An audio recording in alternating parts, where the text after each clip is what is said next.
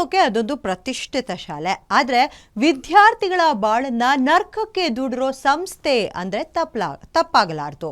ವಿದ್ಯಾರ್ಥಿಗಳು ಪಾಪ ಫೀಸು ಖಾಸಗಿ ಶಾಲೆಗೆ ಅಂತಾನೆ ಕಟ್ಟಿದ್ದಾರೆ, ಆದರೆ ಅಡ್ಮಿಷನ್ ಮಾತ್ರ ಸರ್ಕಾರಿ ಶಾಲೆಗೆ ಮಾಡಿಸಿ ಅವರ ಭವಿಷ್ಯದ ಜೊತೆ ಆಟವಾಡಿದೆ ಈ ಸಂಸ್ಥೆ.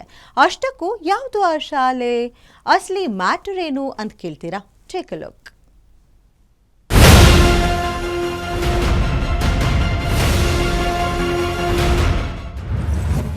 ವಿದ್ಯಾರ್ಥಿಗಳ ಭವಿಷ್ಯದ ಜೊತೆ ಖಾಸಗಿ ಶಾಲೆ ಚೆಲ್ಲಾಟ.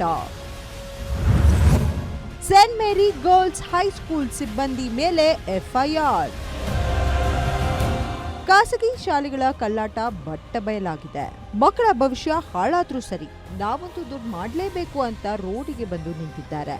ಹೌದು, ತಮ್ಮ ಬೇಳೆ ಬೇಯಿಸಿಕೊಳ್ಳಲು ವಿದ್ಯಾರ್ಥಿಗಳ ಜೀವನದ ಜೊತೆ ಖಾಸಗಿ ಶಾಲೆಗಳು ಚೆಲ್ಲಾಟವಾಡ್ತಿದೆ. ಬೆಂಗಳೂರಿನಲ್ಲಿ ಖಾಸಗಿ ಶಾಲೆಯು 100% ರಿಸಲ್ಟ್ಗಾಗಿ ಬೇರೆಯದ್ದೇ ಪ್ಲಾನ್ ಮಾಡಿದ್ದಾರೆ. ಸಾಧಾರಣವಾಗಿ ಓದುವ ವಿದ್ಯಾರ್ಥಿಗಳಿಗೆ ಸರ್ಕಾರಿ ಶಾಲೆಯಲ್ಲಿ ಅಡ್ಮಿಷನ್ ಮಾಡಿದ್ದಾರೆ. ಇನ್ಸೈಡ್ ಸ್ಟೋರಿ ಏನಂದ್ರೆ, ಪೋಷಕರ ಗಮನಕ್ಕೆ ಬಾರದೆ ಅನಾಥ ಮಕ್ಕಳು ಎಂದು ಕರೆದುಕೊಂಡು ಹೋಗಿ ಸರ್ಕಾರಿ ಶಾಲೆಯಲ್ಲಿ ಮಕ್ಕಳಿಗೆ ಅಡ್ಮಿಷನ್ ಮಾಡಿಸಿರುವ ಆರೋಪ ಕೇಳಿಬಂದಿದೆ.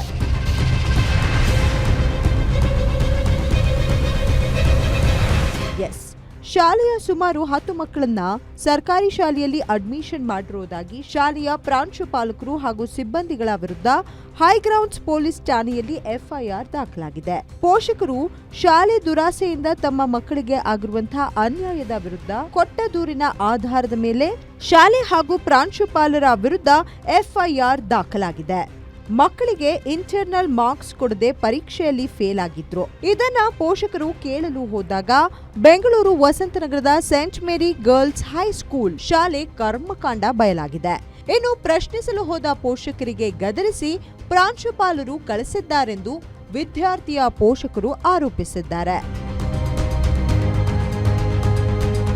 ಶಾಲಾ ಆಡಳಿತ ಮಂಡಳಿ ನಮ್ಮ ಬಳಿ ಭವಿಷ್ಯದ ಫೀಸ್ ಪಡೆದು ನಮಗೆ ತಿಳಿಸದೆ ಸರ್ಕಾರಿ ಶಾಲೆಗೆ ಸೇರಿಸಿ ನಮ್ಮ ಮಕ್ಕಳ ಭವಿಷ್ಯ ಹಾಳು ಮಾಡಿರುವ ಶಾಲಾ ಆಡಳಿತ ಮಂಡಳಿ ವಿರುದ್ಧ ಕಾನೂನು ಕ್ರಮಕ್ಕೆ ಪೋಷಕರು ಆಗ್ರಹಿಸಿದ್ದಾರೆ.